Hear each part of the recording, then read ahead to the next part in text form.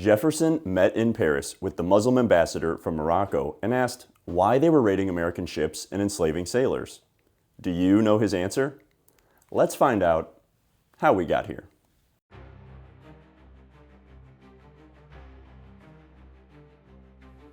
European countries paid exorbitant fees to Barbary pirates so their country's ships would not be taken. America was covered under British tribute payments until the Revolution. President Obama remarked in Cairo, June 4, 2009, "The first nation to recognize my country was Morocco."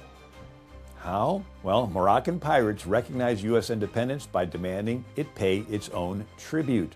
They captured the American merchant ship Betsy in 1784 and held sailors in harsh conditions until America paid $30,000 in ransom, equivalent to $6 million today. The politically correct Kids Encyclopedia Facts website contains the entry, Moroccan seizure of the Betsy, Facts for Kids. Moroccan Sultan Mohammed bin Abdallah wanted to be friends with the new American nation. So in the fall of 1784, he ordered his navy to capture an American ship. In 1785, Barbary Pirates captured the Dauphin and the Maria Boston, enslaving sailors in Algiers for 11 years. Sailor James Leander Cathcart described beatings on bare feet called bastinado. Future Chief Justice John Jay wrote to the President of Congress, Richard Henry Lee, October 13, 1785, Algerian corsairs and the pirates of Tunis and Tripoli caused Americans to rally together. The more we are ill-treated abroad, the more we shall unite and consolidate at home.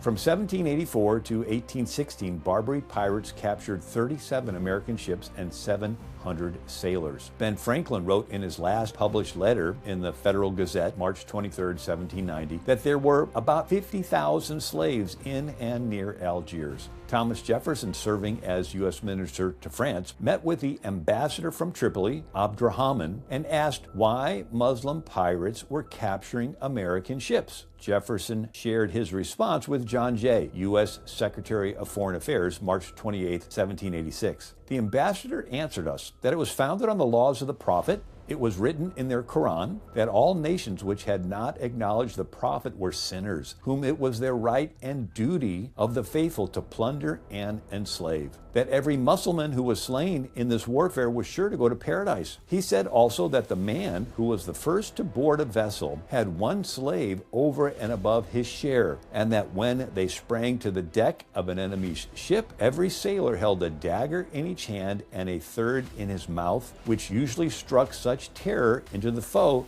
that they cried out for quarter at once. Regarding the ransom of American sailors, Jefferson wrote to William Carmichael, U.S. diplomat in Spain. Mr. Adams and I had conferences with a Tripolitan ambassador named Abdurrahman.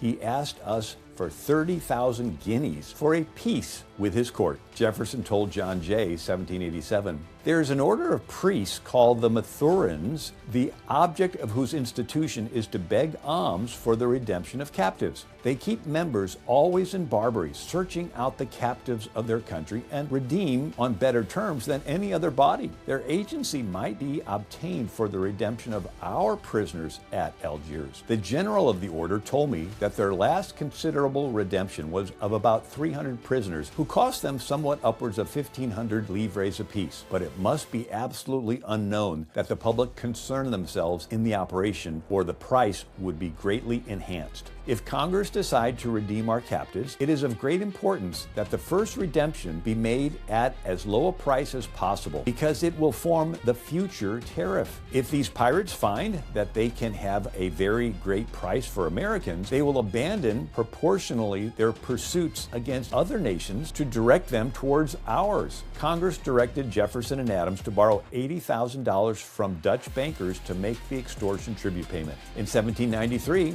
when the American cargo ship Polly was captured, the Barbary captain said it was "for your history and superstition in believing in a man who was crucified by the Jews and disregarding the true doctrine of God's last and greatest prophet, Muhammad." The crew was stripped, chained, and paraded through the streets. In 1793, Algerian corsairs captured 11 more ships, including Dispatch, Hope, Jane, Jay, Mary, Minerva, and Olive Branch. Jefferson had written earlier to Horatio Gates, December 13, 13, 1784, our trade to Portugal, Spain, and the Mediterranean is annihilated unless we do something decisive. Tribute or war is the usual alternative of these pirates. If we yield the former, it will require sums which our people will field.